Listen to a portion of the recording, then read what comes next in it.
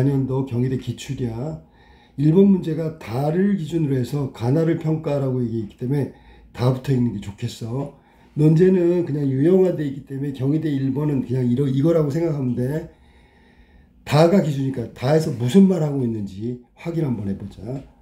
이성에 근거하는 법. 이건 벌써 얘기했는데 법이라는 게 이성에 근거한데 그것에 대해서 대중적인 공감대가 형성되어 있다. 그러니까 우리가 법률하면 논리잖아. 논리. 응? 뭐 유권 해석이 있고 물리 해석이 있고 여러 가지 해석이 있긴 하지만 이 이성적 판단에 근거해서 판결을 내리는 게 법률이란 말이야. 그거에 대해서 의심하는 사람은 없어. 대중적으로 그것이 옳다고 믿고 있단 말이야.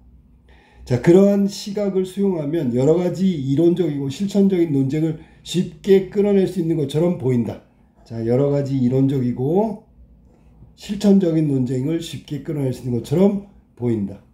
이 말은 법률이 이성에 근거한다 라고 판단한다면 여러 가지 이론적이고 실천적인 논쟁을 끌어낼 수 있다. 이 말은 무슨 얘기냐면 그냥 간단하게 생각하면 법률은 논리고 이성이다 이렇게 얘기하잖아. 그래서 어떤 사람이 이렇게 얘기했어. 법률은 합리적 판단을 위한 이성적 과정, 그런 해석 과정이 필요하다. 그러면 된다. 그러면 된다. 그러면 많은 문제가 생기죠. 왜냐면 이건 이론적인 생각이기 때문에 그런 거야. 실제로 판사들이 판결을 내릴 때 양형 기준을 정하는 건 그냥 그 사람의 그 죄과 즉 행위에 대한 벌만을 내리는 게 아니란 말이야. 예를 들어 똑같이 도둑질을 했는데 한 사람은 배고파서 어쩔 수 없이, 어떤 사람은 도벽 때문에, 또 어떤 사람은 그냥 뭐 죄의식 없이 습관적으로 뭐 이런 경우라면 판사는 각각 다른 형벌을 내릴 거야. 그럼 그거는 절도라는 그 행위 자체에 대한 형벌이 아니고 뭔가 그것에 관련된 무슨, 예를 들면 우리가 설득할 때 인성적 설득, 뭐 이성적 설득, 감성적 설득 이렇게 설득 방법도 여러 가지 있는 것처럼 판결할 때 그런 부분이 개입돼 있을 가능성이 크다. 그래서 이성만 가지고 논리적으로 판단하는 게 아니라 거기에는 인정, 판사도 사람이니까, 혹은 상황적 맥락을 감안해서 판결한다 그런 얘기야. 그래서 여러 가지 논란이 이끌어낼 거야. 하지만 감정을 고려하지 않는 법을 생각할 수 없다. 생각해야 된다는 얘기야. 여기서 감정이 나왔잖아. 아, 알겠다. 여기는 지금 키워드가 이거 같아. 이성과 감정. 특히 법률, 법에 관해서는 원래는 표면적으로 이성적이고 논리적인 것이 합리적 판단의 기준이다 생각하고 있겠지만 실제로는 거기에는 감정이란 부분도 개입되어 있을 가능성이 크다. 공리주의 전통에 서 있는 일부 학자들은, 자, 공리주의 우리가 배웠잖아. 공리주의는 뭐 흔한 말로 뭐 최대 다수의 최대 행복, 수치적, 결과적, 뭐 모든 것을 갖다가 그렇게 우리가 볼 때 그걸 계량화라고 하거든. 행복도 계량화, 이 추상적인 행복, 사랑도 계량화, 이런 걸 할 수 있는 사람이라고 본다면 법에서 감정을 배제하라고 주장했다. 이해됐지? 무슨 말인지. 공리주의자들은 그런 거 안 봐. 개입을 안 시킨단 말이야. 수치와 계량화라는 걸 보면 알 수 있잖아. 최대 다수가 행복하면 그 사회는 행복한 사회야 라고 얘기하는 거야. 자, 그들은 범죄자의 정신상태 대신 법을 통한 억제를 고려함으로써 감정을 배제한 순수한 법률 체계를 옹호해야 한다. 여기까지 논의가 바로 그거야. 법률은 이렇게 이성적 판단에 의해서 판결을 내려야 한다. 이게 바로 법에서 배제해야 될 것이 바로 감정이다. 공리주의자들의 얘기야. 예를 들어서 살인행위를 처벌할 때 그러한 처벌이 살인자 본인이나 다른 사람에게 어떤 영향을 줄 수 있는지만 생각하면 돼. 이 살인자는 용서받지 못할 죄를 저지른 거고요. 만약에 이걸 그냥 내버려 두면, 가혹한 형벌을 내리지 않는다면 피해자가 억울할 것이고, 또 다른 사람들은 이 살인자를 보면서 모방하거나 이런 행위에 대한 죄책감이 없을 수도 있다고.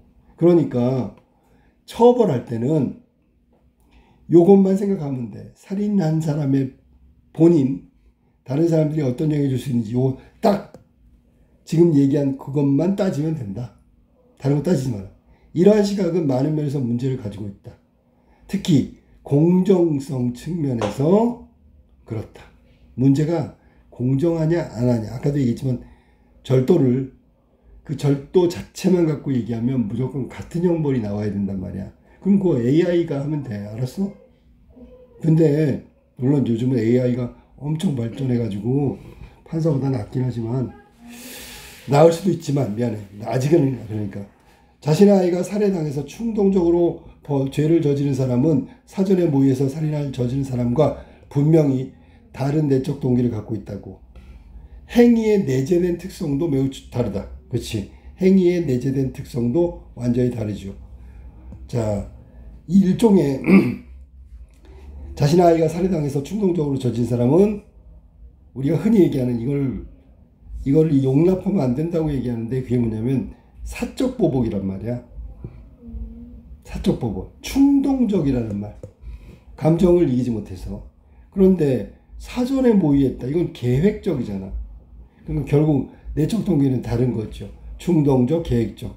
행위에 내재된 특성도 매우 다르고 순전히 억제에만 기반을 둔 시각이라면 내재적 차이를 포착하지 못하고 똑같이 충동적인 사적 보복이나 계획적인 범죄를 동일한 살인으로 취급할 거야. 그런데 실제 판결에서는 그게 아니잖아.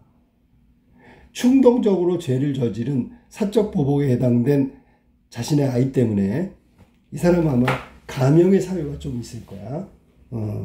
그런 부분에서 판결이 달라질 수 있다. 주디 노먼이라는 사람은 수년간 남편에게 물리적이고 정신적 학대를 당했어. 남편은 강제로 그녀에게 성매매를 시키기도 했어. 죽여버리겠다고 위협도 했어. 어느 날 저녁 남편은 노먼을 개라고 부르면서 가혹하게 구타했고 이제 복수하는 거야. 자신의 침대 위에서 자면서 아내는 바닥에서 자게 했다. 자, 자신은 침대 위에서 자면서 계속해서 보복이 아니구나. 이거 지금 주디 노먼의 남편이 하고 있는 거지, 그지? 노먼은 아이를 친정집에 맡기고 돌아와 잠들어 있는 남편을 총으로 쏴 죽였다. 재판 과정에서 피고인 측 전문가는 노먼이 두려움 때문에 살인을 저질렀다고 주장했어.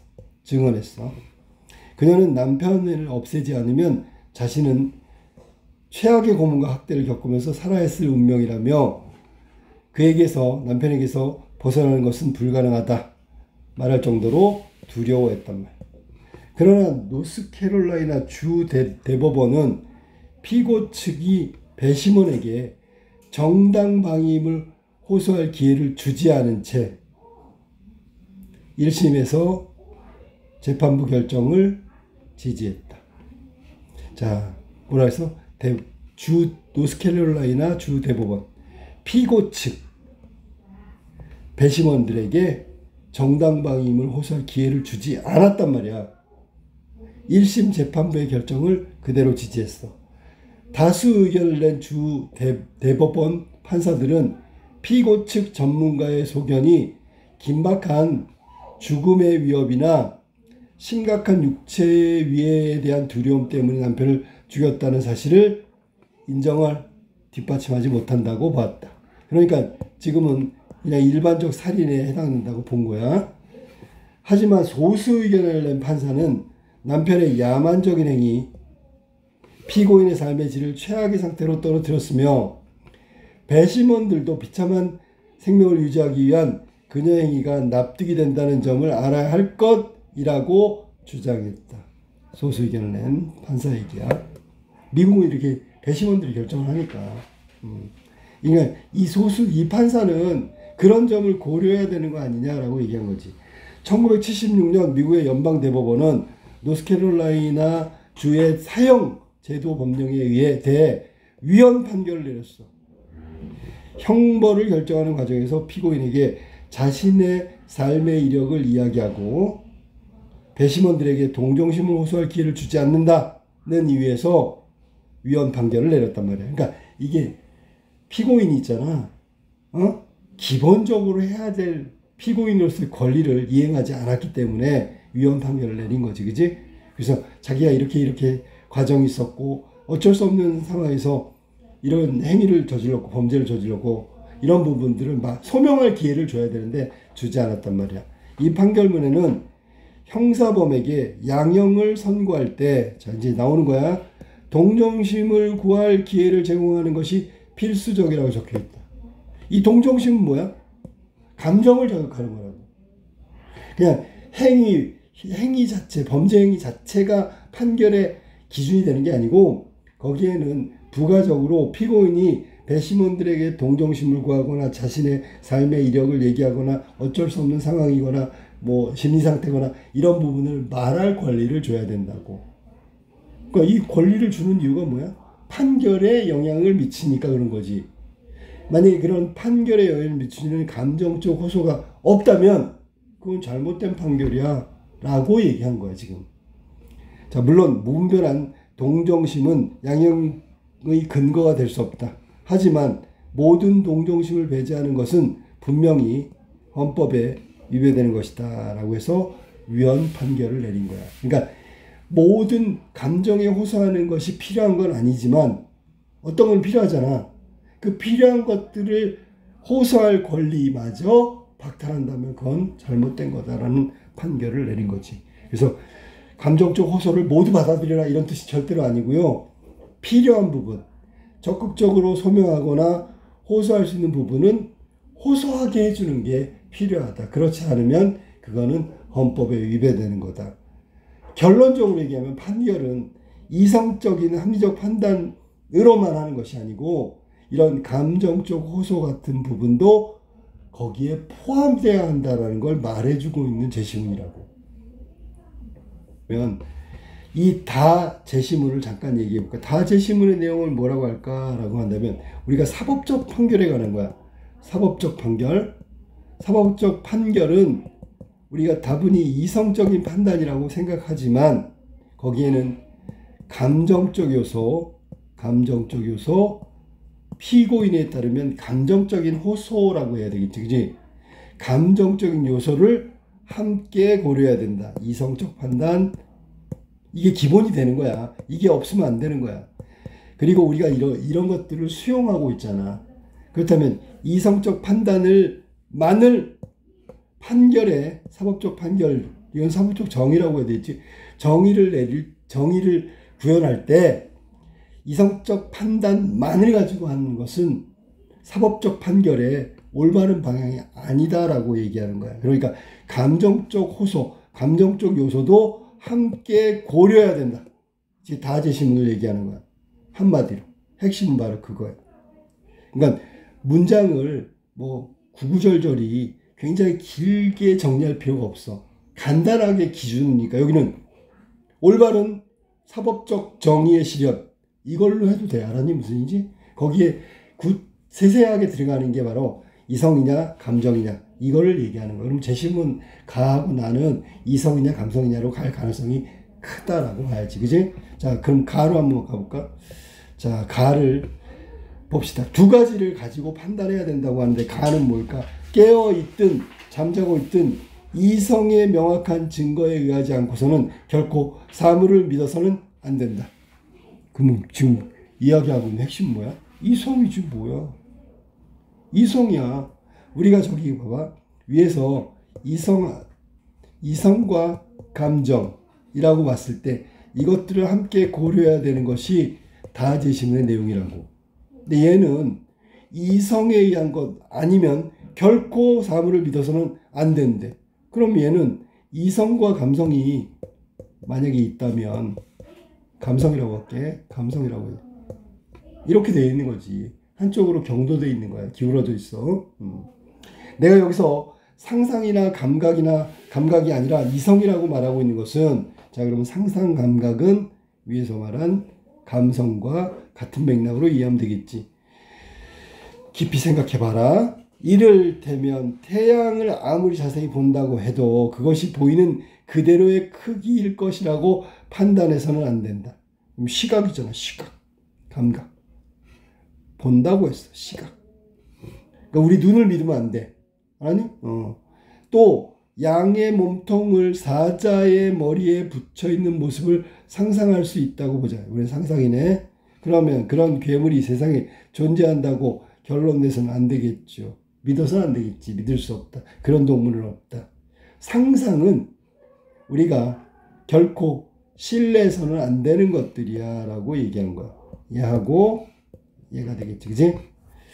이성은 우리가 보거나 상상하는 것이 진실은 아니다 라고 가르치고 있는 거야. 이 가르친다는 것을 확인시켜 주는 거야. 이성에 따르면 관념이나 개념 모두 무엇인가 진실에 근거한다. 자, 관념도 개념도 모두 진실에 근거한대요. 그러니까 관념도 개념도 그냥 있는 게 아니라 진실의 근거를 두고 관념이나 개념이 구체화된 거야. 완전하고 진실한 신이 진실성 없는 관념을 우리 속에 두지는 않았을 거야. 자, 완전하고 진실한 신이 진실성이 없는 관념을 우리에게 두지 않았다. 그 얘기는 신이 관념을 진실되게 만들었다. 그런 얘기잖아. 따라서 잠자고 있을 때의 추리는 결코 깨어 있을 때만큼 명확하지도 완전하지도 않다. 비록 상상이 수면 중에 명료히 각성될 때가 간혹은 있어. 그래도 명확하거나 완전하지 않다가 바로 상상이란 말이야. 이성은 다음과 같이 가르친다. 뭐라냐? 우리가 모든 면에서 완전한 것이 아니므로 우리의 생각도 모든 면에서 진실될 수 없지만 그래도 진실은 꿈꿀 때보다 깨어있을 때가 더 잘 발견된다고 가르치고 있는 거야. 그럼 결론적으로 얘기한다면 여기서는 이성이지. 이성을 통한, 자, 이거 한번 정리해볼까? 자, 가제시문은 방점이 이성에 맞춰져 있어. 여기 나와있던 지각이라든지, 지각을 감각이라고 할게. 감각이라든지 상상이라든지 이런 부분들은 절대로 믿어서는 안 되는 거야. 이건 마치 잠들 때의 인식이라고 생각할까? 그거하고 비슷한 거지, 그지? 그래서 우리가 이성을 통해서 접근했을 때 이때만 유일하게 진실에 접근할 수 있다. 이게 가한 내용이야. 그러면 달을 갖고 평가하면 너는 지금 이렇게 얘기해야지. 뭐냐면 이성이 판단의 근거가 되고 유일하게 진실에 접근한다. 그 말 일리가 있는데 문제는 감성적인 부분을 완전히 배제해야 한다는 건 진실을 접근하는데 오히려 완전하지 못한 방식이다. 방법이다. 그리고 지나치게 이성에 편중된 생각을 하고 있다. 뭐 이런 식으로 얘기할 수 있는 거야. 이거는 글을 쓸 때 그걸 감안해서 잘 정리해서 쓰면 돼. 알았지? 이게 가의 내용이고. 그러면 나로 한번 가볼까? 이 평가하는 건데 이따 좀 이따 같이 쓰기로 했으니까. 자, 나 한번 볼까? 이거는 당연히 감정적인 차원이 나올 가능성은 있어. 하지만 읽어봐야 되는 거지. 그지? 자, 지금 우리는 거짓에 쉽사리 빠질 수 있는 시대에 살고 있다. 근본적으로 인간은 이성적인 존재가 아니다. 자, 이성적인 존재로서의 인간을 부인하고 있어. 그러니까 완벽한 이성이 안 된다는 거야. 근데 그걸 믿으면 안 되겠지.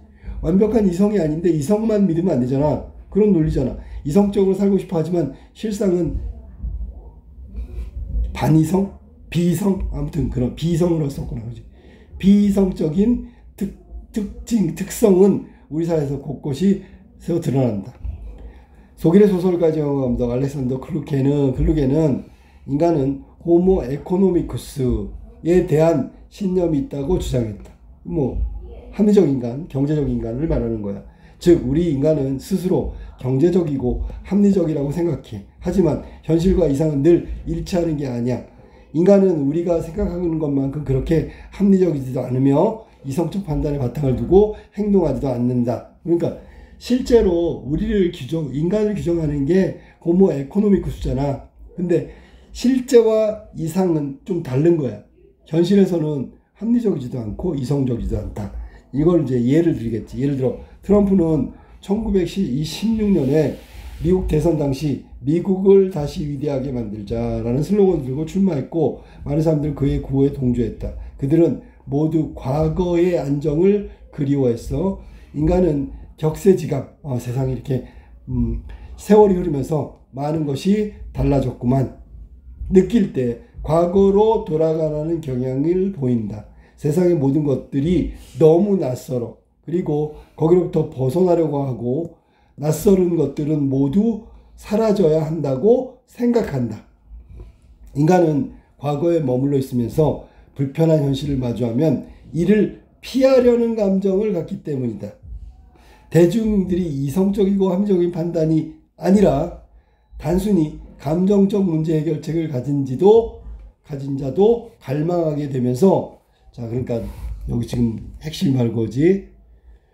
우리는 지금까지 믿어온 진실을 거짓으로 느끼거나 사실과 거짓의 차이를 구별할 수 없는 세상에 살게 되었다. 자, 여기 지금 봐봐. 시간이 달라졌어. 그러면 모든 것은 발전하겠지. 새로운 것이 만들어진단 말이야. 그런데 우리는 새로운 거, 생경한 거, 여기 생경이 낯선 거잖아. 그지? 새로운 게 낯선 거잖아. 처음으로 하는 방식, 이런 거에 대해서 익숙해한 것을 동경해야 한단 말이야. 실제로 일본이 아프리카에 자동차를 판매한 전략이 이런 거랑 비슷한 거야. 무상으로 줬어. 근데 줄 때 무슨 생각을 했을까? 이거 20년, 30년 뒤에는 우리가 광고하지 않아도 다시 찾을 거야. 실제로 토요타 자동차를 한 20년 타니까 아주 망가졌을 거 아니야.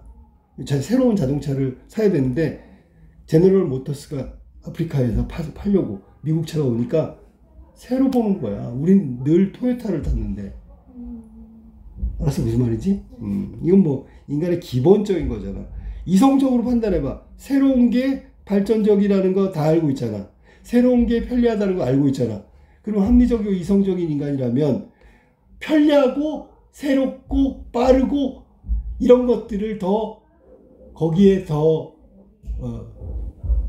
그걸 선택해야 되는 게 맞는 거잖아. 근데 오히려 과거를 되돌아보고 과거의 향수에 빠져있고 이렇게 감정적인 차원의 판단을 하게 된단 말이야. 지금 우리 시대에 뻔뻔한 거짓말들이 통하고 거짓이 넘쳐나는 이유는 뭘까? 그 저변에는 인간의 특성이 깔려있어. 우리는 항상 진실에만 관심이 있다고 하는 것은 절대로 아니야. 생각해봐. 진실에 관심이 있어야지 항상. 때때로 우리는 진실이 아닌 다른 무언가가 더 중요하다고 생각해. 그렇다면 진실보다 더 중요한 것은 무엇일까? 칸트와 같은 학자들이 스스로 이성적으로 사는 것을 계몽이라고 말했어. 이번에 뭐 계몽령이라고 했는데 이 말 자체가 잘했어. 하지만 인간의 이성을 사용한다는 생각 자체가 인간을 감정의 동물로 본다는 것을 의미한다. 이거 봐봐. 이게 말이 안 되잖아. 그지? 근데 이게 아이러니아 아니 패러독스잖아. 그지? 역설이지, 역설. 이 인간이 이성을 사용한다는 생각 자체가 인간을 감정의 동물로 본다는 것을 의미한다. 즉, 인간은 감정적으로 존재이기 때문에 상황에 따라서 이성적으로 사용하기도 하고 안 하기도 한다. 그러니까 근본이 되는 게 뭐야? 감정적 존재라고. 감정적 존재인데 감정에 휘둘리면 안 될 때 그때 그 상황에서 쓰는 게 이성적 판단이라고.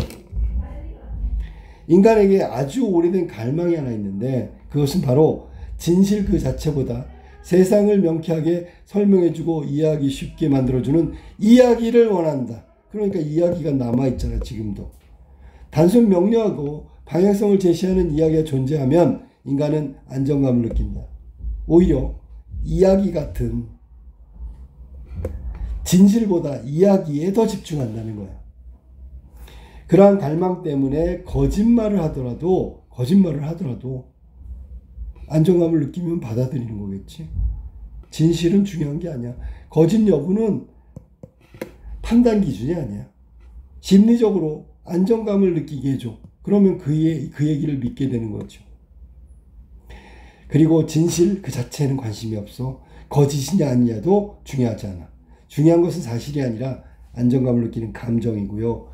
그 안정감에 대한 희구, 갈망, 희구, 그걸 진실을 받아들이지 않는 것이다. 그럼 결국은 감정적 존재로서의 인간의 특성을 강조하고 있지. 이 나그은 이해됐니? 그러니까 바탕이 인간은 이성적 판단을 할지 모르겠지만 그 본질적인 요소는 감정적 존재라고 얘기하고 있는 거다.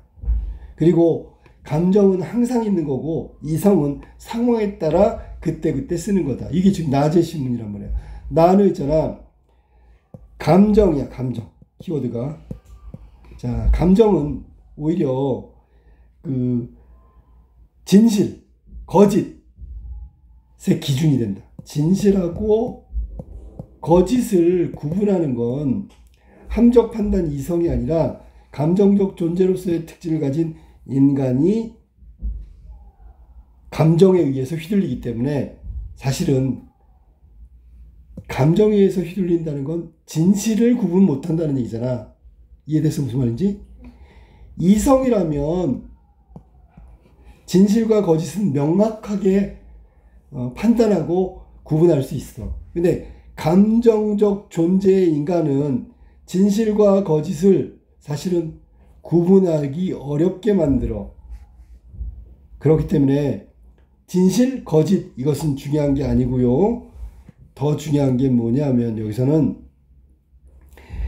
거짓이라는 게 심리적인 안정감, 감정의 어떤 하나 안정감이라고 얘기하지, 그지?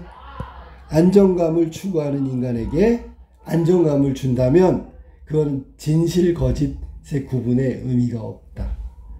그러니까 이것은 안정감을 위해서 거짓이라도 사실은 거짓인 건 아닌 건 중요하지 않지만 거짓도 명쾌하게 명료하게 방향성을 제시해 준다면 진짜라고 믿는 거죠. 그래서 거짓이 횡행하는, 거짓이 통하는 시대라고 얘기할 수 있는 거야. 이게 지금 나 제시문의 내용이야. 그러니까 이건 다를 가지고, 다는 이성과 감정 모두 복합돼야 되는 건데, 가는 이성의 중요성, 나는 감정적 바탕의 중요성, 이렇게 각각 정반대 얘기를 하고 있으니까 둘 다 비판해야 되겠지. 둘 다 비판해야 되겠지.